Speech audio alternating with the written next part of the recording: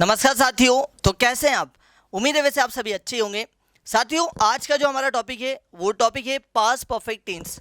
अब past perfect tense का use हम कैसे करेंगे, कहाँ करेंगे, क्यों करेंगे, इसको हम डिटेल में देखेंगे। और पास्ट परफेक्ट टेंस की सबसे पहले ये देखें, जो इसकी हेल्पिंग ऑफ होती है वो होती है हेड। मतलब पास्ट परफेक्ट टेंस की सिर्फ सिंगल हेल्पिंग ऑफ है, वो है आपकी हेड।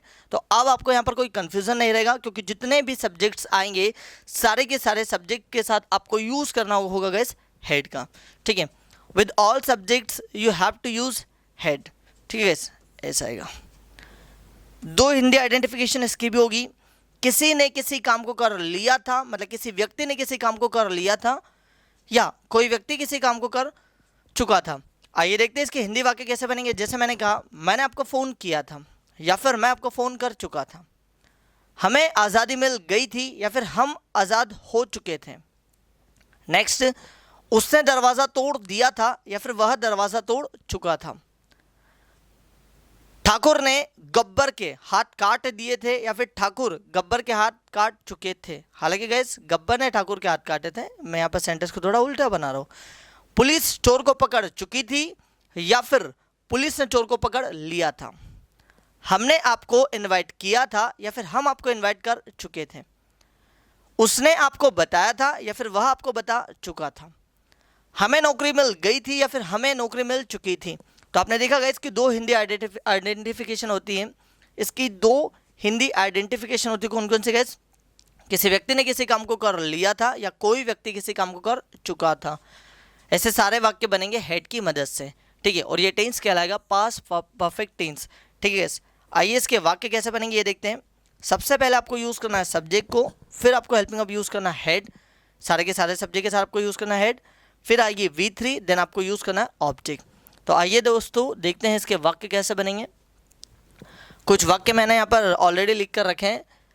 एक वाक्य दिया है, we had done our work, हमने हमारा काम कर लिया था।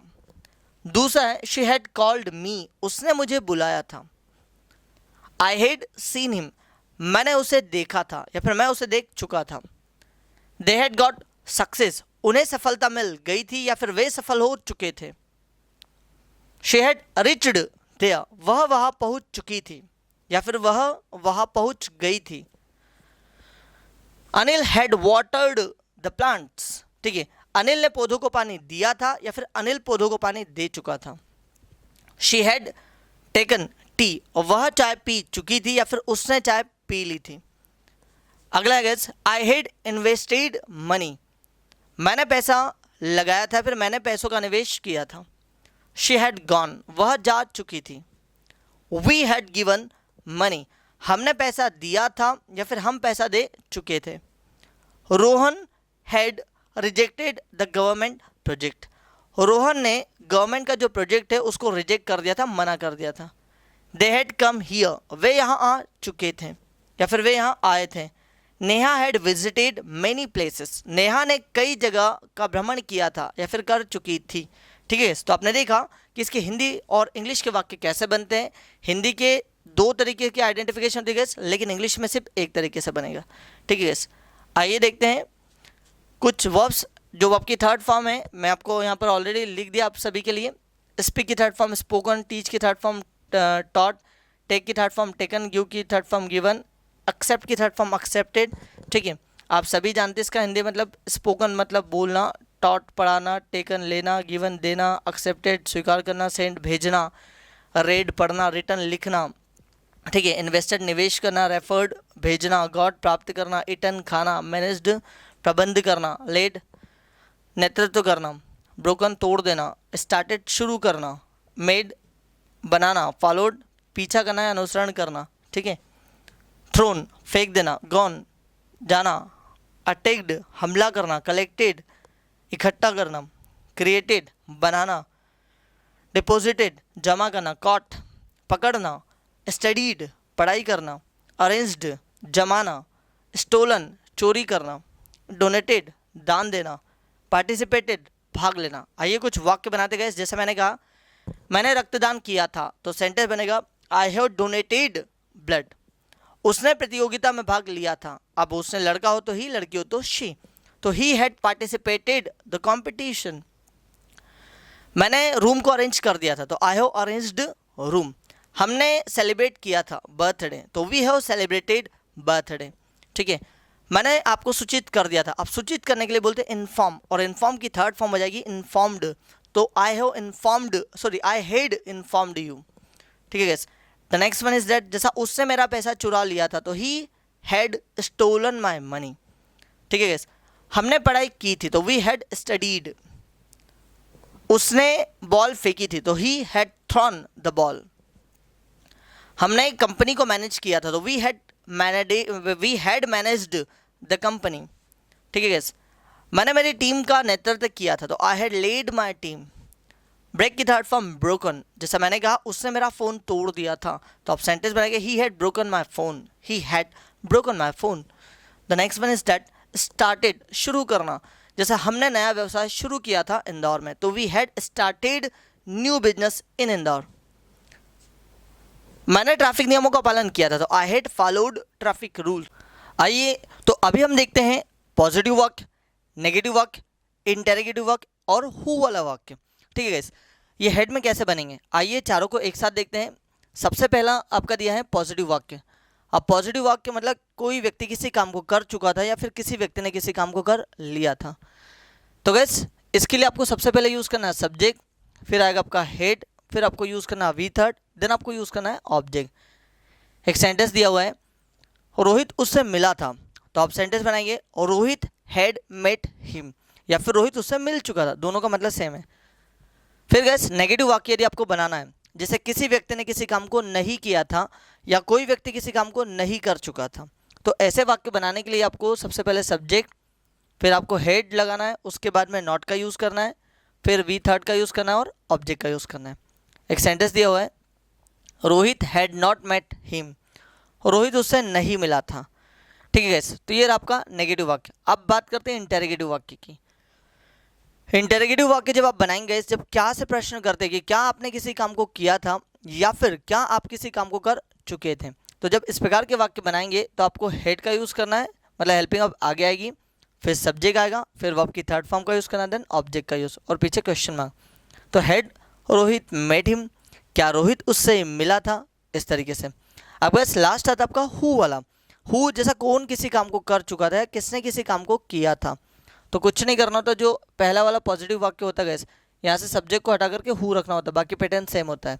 जैसे मैंने कहा और रोहित उससे मिला था, रोहित हैड मेट हिम, लेकिन मुझे क्वेश्चन करना है कि कौन उससे मिला था, तो सेंटेंस बनेगा हु हैड मेट हिम।